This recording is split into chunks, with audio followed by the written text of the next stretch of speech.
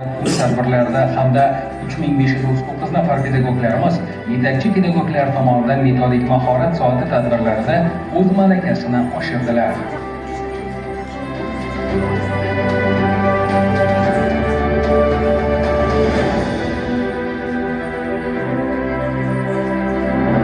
Metodistlar, tarbiyachilar bir-birlari bilan yangi ko'nikma, bilimlar almashib boryapti. Bu biz uchun juda ham yaxshi natija. Biz bu yerda olayotgan bilim ko'nikmalarimizni o'zimizni tashkilotimiz